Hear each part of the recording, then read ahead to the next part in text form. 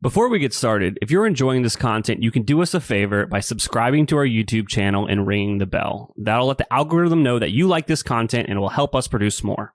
Don't try to fit your company into the right investment thesis of someone else, because that's always going to lead to either a bad company or bad relationships with investors. Welcome to Honest Ecommerce, a podcast dedicated to cutting through the BS and finding actionable advice for online store owners. I'm your host, Chase Clymer, and I believe running a direct-to-consumer brand does not have to be complicated or a guessing game.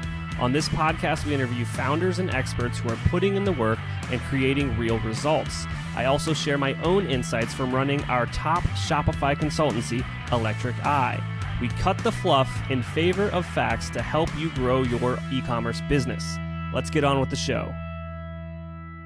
Hey everybody, welcome back to another episode of Honest Ecommerce. I'm your host, Chase Clymer, and today we're welcoming to the show the CEO and co-founder of Better and Better, a company that develops and sells personal care products that are fundamentally better for our health and for our environment. Welcome to the show, Vladimir. Thank you very much. It's great to be here. Awesome. So for those that don't know, can you just quickly tell me what are the products that Better and Better is bringing to the market? Sure. Our high-level thesis is that existing habits are really powerful and they should be leveraged to create more health and wellness for us as human beings. And so what does that mean? Our first product is a 2-in-1 toothpaste that provides clean teeth, whitening, fresh breath, all the things that toothpaste typically gives you. But in addition to that, you get a microdose of vitamins and other nutrients. So we've packed it in a special way where when you brush, just through brushing, you absorb through your mouth and your gums vitamin D and vitamin B12, and you can get anywhere between 30 to 50% of your daily dose per brush just through the normal sublingual transbuccal absorption methods in your mouth. Oh, that's fantastic. These are super interesting products for everybody. So make sure you go and check out the website, and we'll give you the link to that in the show notes. So take me back in time, though. Let's go a little bit further back. This isn't your first rodeo. So where do you want to start the story?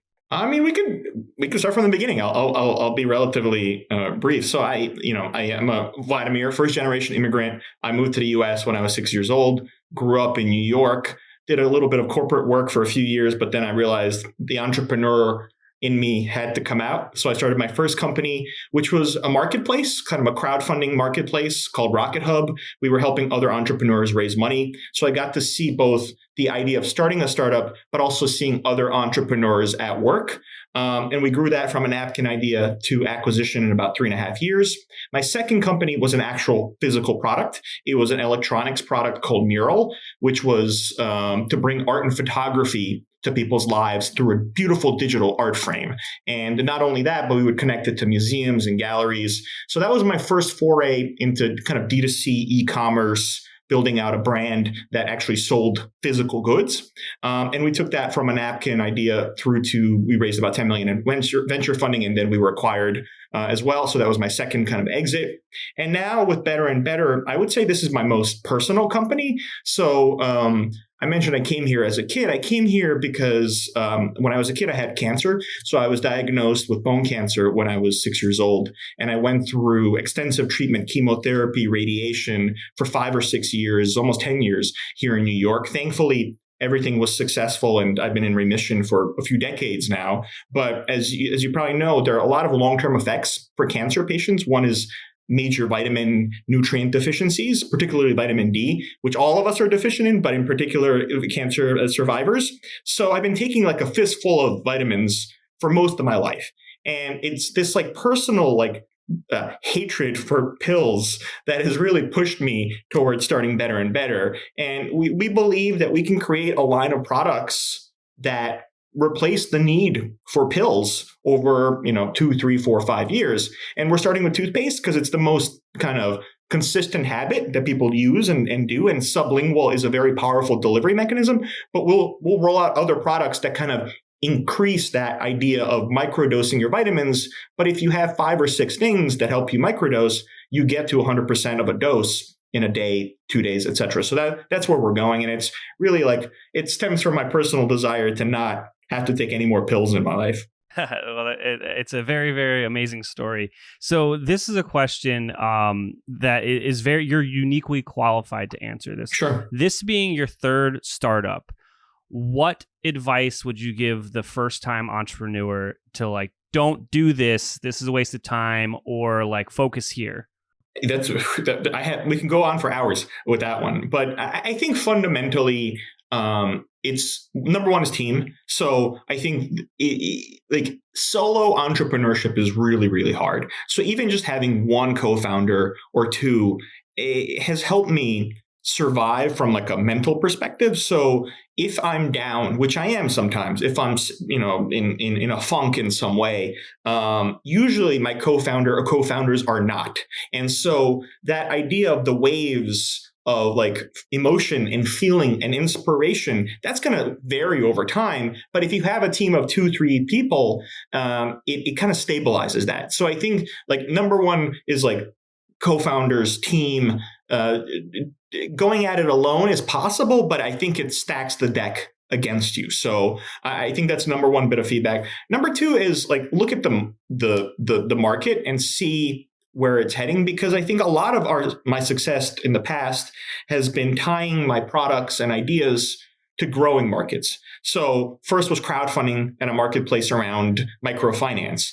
Like that was 2010, 11, 12, when that concept was really starting to blossom and grow. If I tried to do crowdfunding now, I think it'd be a little bit late, like unless there's some new twist to it. At that point, like the odds are so long when you're a founder that implementing that idea within a growing market really helped us a lot and led us to an acquisition. Same thing with Meural. Connected hardware was really interesting, and kind of the big companies were looking at it: Google, Apple, Facebook, mid 2000 teens. It was a growing market, and that's why we were acquired by NETGEAR, because they wanted to move into kind of the IoT Internet of Things. And I think now with Better and Better, I think health and wellness.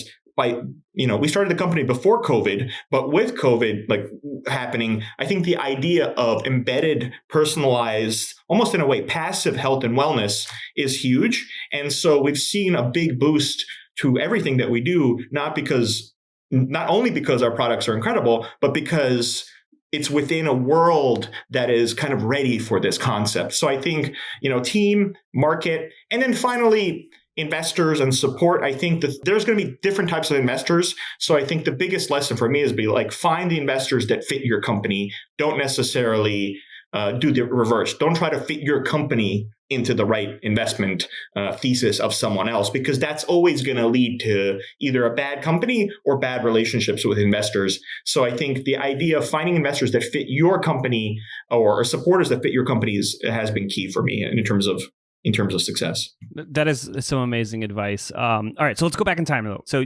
ideation, you've got this idea for this product. How long did it go from like, I got this thing that's mulling around in my head, to you've got a sample in your hand? Yeah, so I started developing the idea for Better and Better even during my previous company, during Meural. So I was like tinkering in my own home with like blending toothpaste, like traditional, just off the shelf toothpaste with vitamins and nutrients and like supplements. How'd that taste?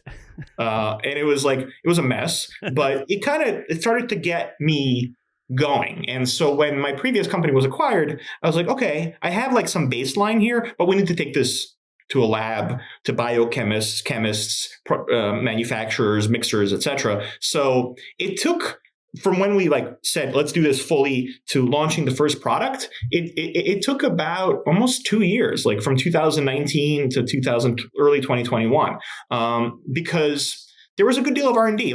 I think this is a product, obviously toothpaste has been around for 100 plus years, but the idea of embedding vitamins within it isn't just like you pour vitamins in toothpaste. You have to mix it and match it in a way that makes it absorbable. And I think that's where the secret sauce is, in making it absorbable and palatable. And so that took a long time, 400, 500 different permutations. We went through a couple of partners that weren't good fits for us, so we had to keep switching. And then also it was during COVID, so we couldn't go to the lab and talk to someone. It had to be all shipping, FedEx. It was a much more remote process, which slowed us down. But we got there. After 2 years, we launched V1 of the product in kind of late 2020, early 2021. If you're struggling with scaling your sales, maybe Electric Eye can help. Our team has helped our clients generate millions of dollars in additional revenue through our unique brand scaling framework. You can learn more about our agency at electriceye.io. That's ELECTRICEYE.io. Mesa is the easy-to-use solution to the everyday challenges of running a Shopify store. With Black Friday and Cyber Monday fast approaching, now is an excellent time to use automation to get out of the weeds and focus more on your customers. Automations harness the power of code without any learning curve. You can easily customize how Shopify and your apps work with one-click integrations. From auto-tagging orders to sending package status updates to customers, Mesa connects your data where it's needed most. Simply put, the minutes you spend using Mesa save you hours of manual work.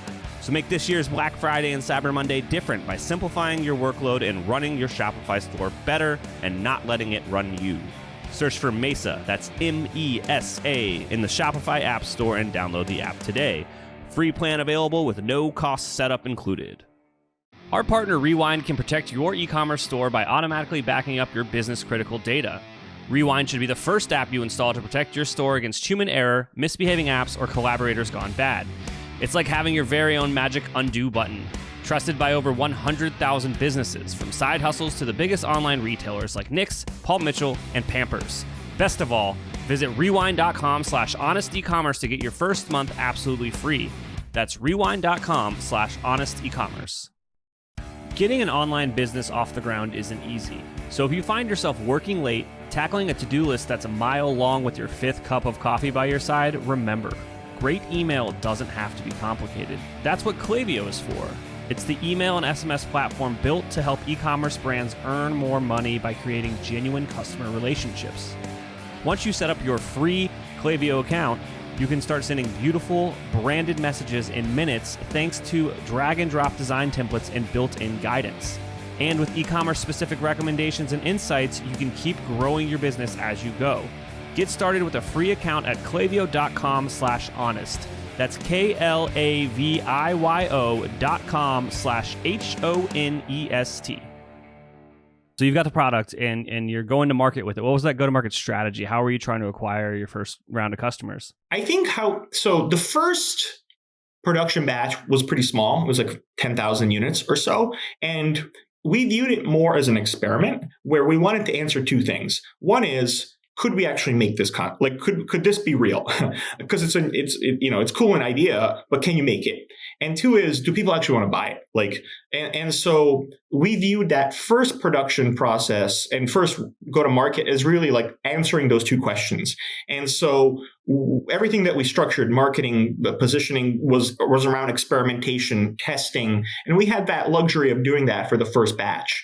And so when we sold out that first batch in about 6 months or so, we were like, okay, now we have this product that people apparently want, and we can do it. Like we've done it well enough. So now we just launched V2 of the product. And this is I would call this the market ready, like what I wanted V1 to be, but it's really good based on feedback, based on iterations, etc. So I think the trick with us here now with this V2 market ready product is education. That's number one, because people don't know you can absorb things through your mouth. Generally, it's not a strong market concept yet.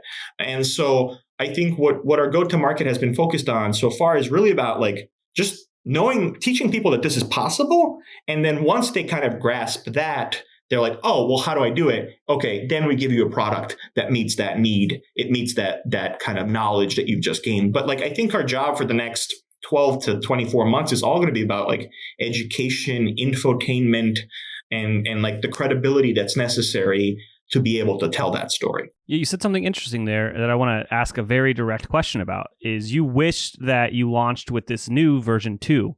Yes. Why didn't you wait? Oh, boy. I think I'm a very impatient person. I'll be honest, I can't just sit for too long without getting feedback. And so at a certain point, it was almost like a software-driven decision for a consumer product, which was just get customers to use it and tell you what they think about it. So thankfully, we were working with a manufacturer that had very low minimum order quantities. So we were able to, with relatively low risk, test the earlier formulas. And so we learned a lot from that. And so I think my impatience led to a better product that maybe we wouldn't have, like V2 would have never been as good as it is if it was V1. So at some point, you got to get real people to use it, and you have to get real people to give you real feedback that is not like your friends and family, because friends and family are great, but they're never going to be as real customers are. And customers were like, this is great. I love this. I hate this. Change this. And so based on that, we were able to really build a good current product. Yeah, you answered my follow-up question like within your first answer, so we're on the same page here. Good. All right, so you got version 2 of it, and you're putting that out to the market. How are you advertising this? How are you getting it in front of eyes? Yeah, so early, V1, the test was mainly digital. Like digital marketing, traditional funnel, Facebook, Instagram, Google, etc., retargeting.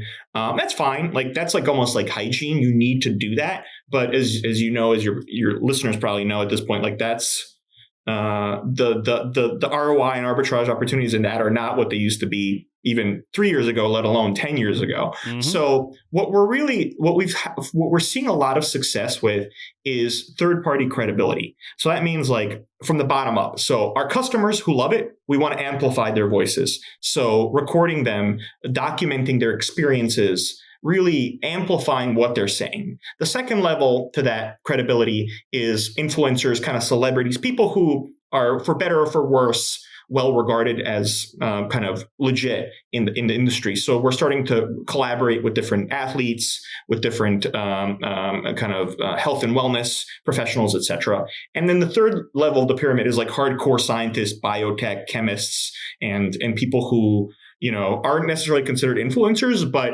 when you listen to them, you hear like, wow, real information. So we're starting to do a series of interviews with scientists, people who are known in this world, who have developed either technology or products for sublingual absorption of and transdermal absorption of nutrients. So we're really going to go multi-level credibility hierarchy and then amplify that wherever we can, podcast, video, and beyond. But it's like, again, it's answering that question is, does this really work? And we need to answer it affirmatively at every level: customers, influencers, and experts. Absolutely. Now, is there anything I haven't asked you today that you think would really resonate with our audience? Yeah, I mean, I think our product is really interesting because it's like relatively low average order value. So from the get-go, I think we've been really focused on building a long-term relationship with our customer, trying to go for that subscription LTV approach.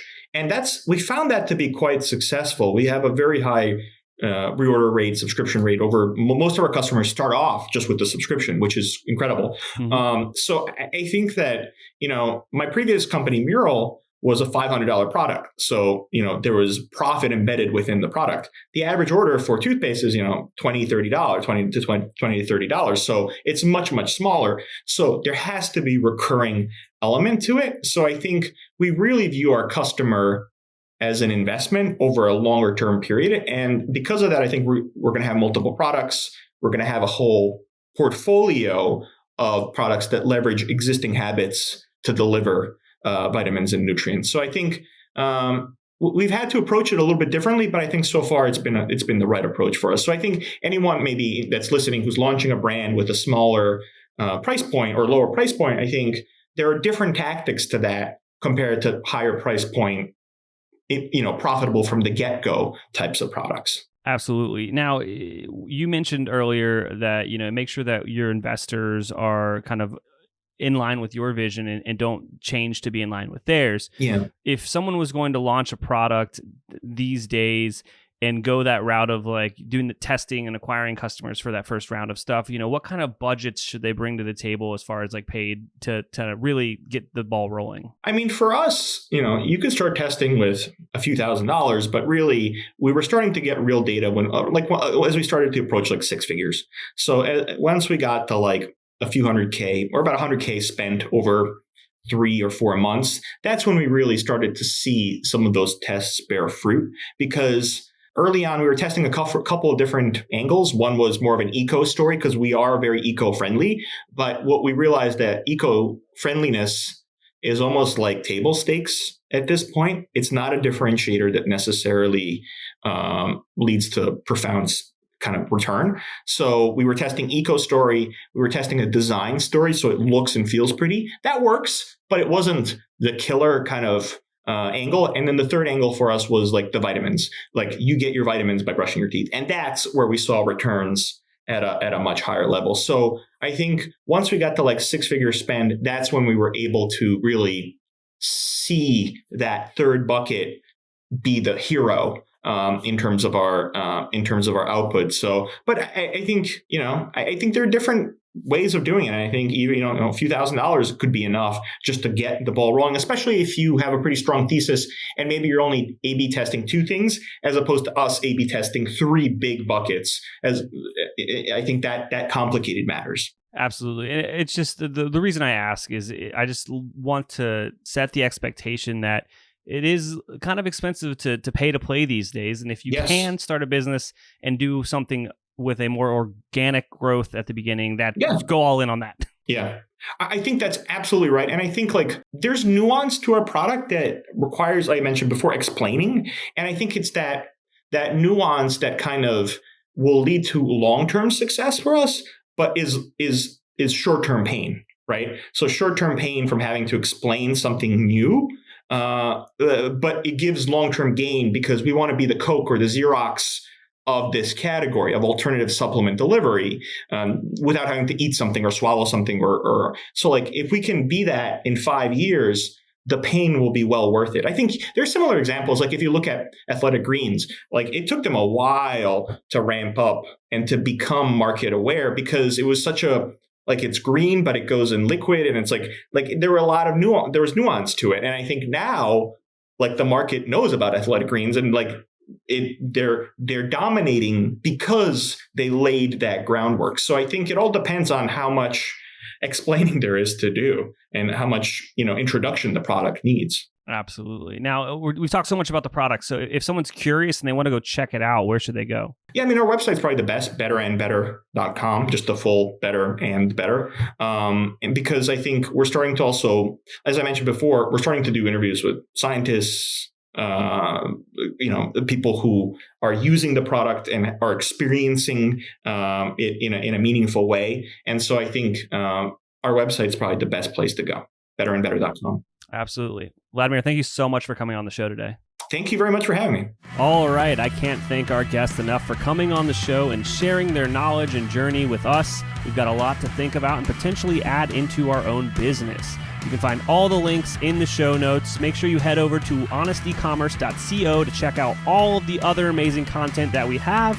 Make sure you subscribe, leave a review, and obviously, if you're thinking about growing your business, check out our agency at electriceye.io. Until next time.